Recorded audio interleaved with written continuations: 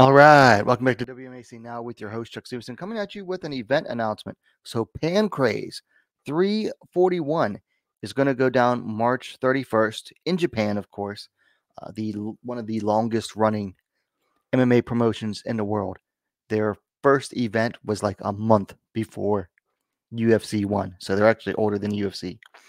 Anyway, Pancrase 341, their first numbered event of the year, goes down March 31st, and they have announced, they have announced 4 ladies bouts for the card, including 2 title fights.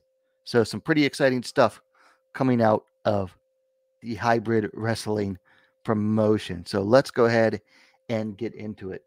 Mostly flyweights, but let's get into it. So first up, we have a flyweight bout between NØRI of Team Pravajra and Fumika Watanabe. NØRI comes in at 6-6-1. Watanabe, very new to the game, coming in at 0-1. She's coming in off of a split decision loss in her first bout. NØRI's coming in off of a split decision win in her last bout. Excuse me. Interestingly enough, NØRI had actually decided to step away from the sport for a while, or at least she had announced that, to focus on pro wrestling. But I guess she's more of a fighter than I would have given her credit for, because obviously she got the itch to come back and fight. NØRI is the elder fighter at 25-23 for Fumika Watanabe, so both young fighters. NØRI is slightly taller too, at 5'4", 162 centimeters to 5'3", 161 centimeters for Watanabe. So on paper, this should be an easy win for NØRI here. But let me see. Look up Watanabe's record here real quick. I believe her loss, her only fight so far, it came against Emiko Raika, or Raika Emiko, who's also on this card. And Raika was like a 20-fight veteran at the time. She's old and not what she used to be. But to do pretty well against a veteran like that is pretty darn good for your first bout. And I believe, I can't remember, does Raika have a, no. Okay, she hadn't fought NØRI yet, so they don't have a common opponent in that one. So on paper, should be an easy win for NØRI, but we'll see. We'll see. Next up, we have a flyweight bout. Shizuka Sugiyama, one of the longest standing veterans of women's MMA in Japan, taking on Raika, who, I'm not sure if it's Raika Emiko or Emiko Raika. I believe Emiko is her given name and Raika is the surname. But it's always put differently depending on which record keeper you go to. So yeah, both these fighters, longtime veterans of the sport, and Raika used to be a pro boxer, if I remember correctly. Sugiyama coming in with a record of 21-7-1. Raika coming in with a record of 13-10-1. Both are coming in off of losses. Raika's coming in off of a unanimous decision loss in her last bout. Sugiyama last fought in May of 2022, so close to 2 years away from the cage. She lost via submission loss in the, I believe it was the finals of the Deep Jewels Flyweight tournament to crown a champion. Raika is the elder statesman here, 49 years old. Sugiyama is 36. The younger fighter will be the taller one as well, at 5'5", 165 centimeters to 5'4", 163 centimeters. Raika is a long-time Pancrase veteran. In fact, I'm struggling to think of a time. She's fought for Shudo a few times, but most of her fights post 2018 have come in Pancrase. So she is an absolute Pancrase regular. Sugiyama, on the other hand, I had to look this up. This is her first time fighting in Pancrase. So this is her promotional debut, which is crazy because, I mean, she has like 29 fights altogether. So almost 30 fights.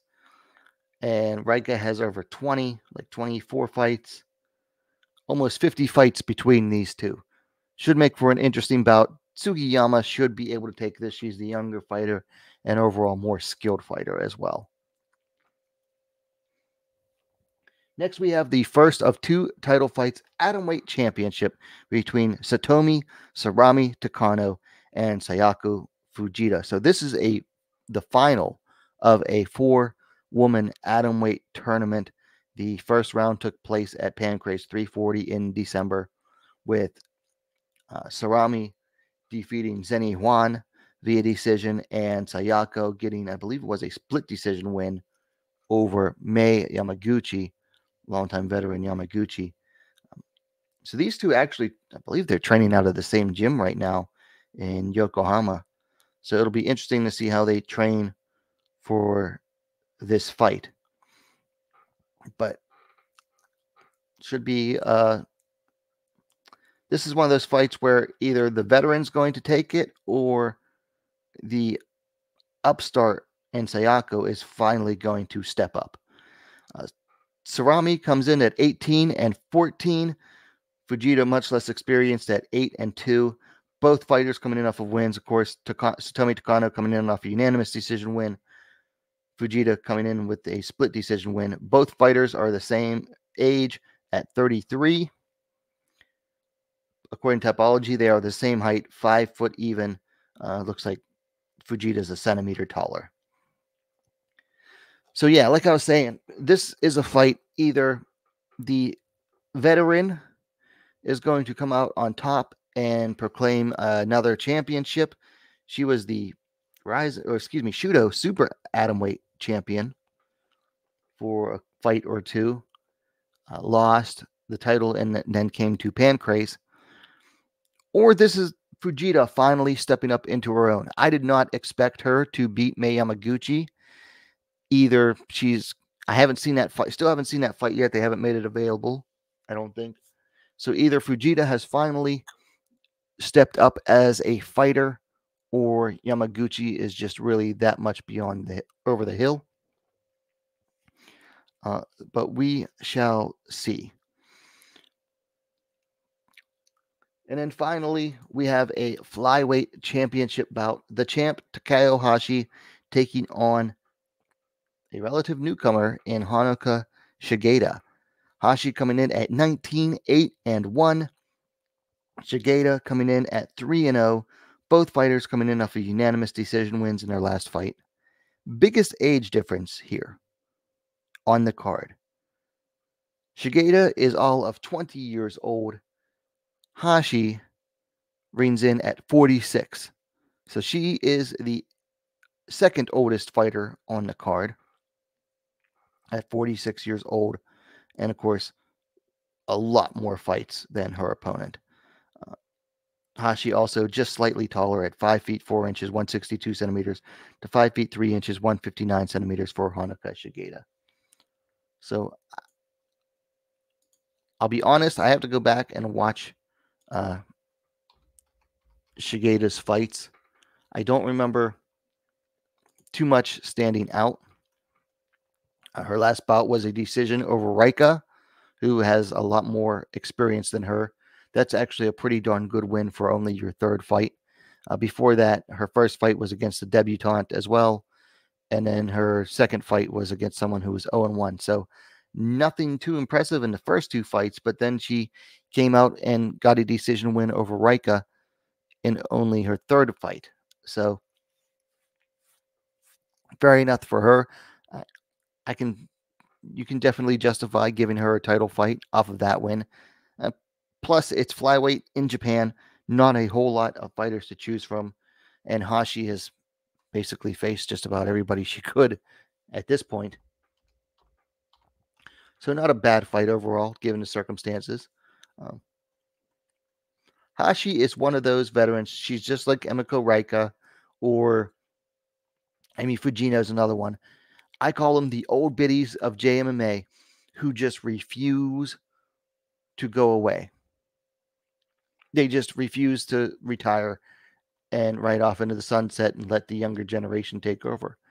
And I can't get mad because they're still doing good. They're still getting wins. Not great wins, but they're getting wins. Raika has been somewhat inactive the last few years. Her last 3 fights have come against Raika in July of 2020, NØRI in 2021, October 2021, and then she took over 2 years off and faced NØRI again via decision in April of last year, 2023. So she's not the most active fighter, which could catch up to her here. Activity is important to staying on your toes as a fighter. And I believe compared to that, Shigeta, all of her fights came last year. So she fought 3 times in last year, which is as much as Hashi has fought in 3 years. So yeah, I think there's more to this fight than, first meets the eye or what you see on paper. So it should be interesting. So you have it. Pancrase 340 goes down March 31st. Should be available if you have a membership to their YouTube channel. If you want, just subscribe for a month and then cancel it afterwards. That's what a lot of people are doing. Should be available that way, but we'll see because it didn't work out last time. But I will keep you apprised. Let me know your thoughts on the bouts in the comments down below. If you like the video, please hit the thumbs up, and while you're at it, go ahead and subscribe to Wmma Now, the best, most complete women's mixed martial arts dedicated platform on YouTube. Thanks for watching. We'll see you next time.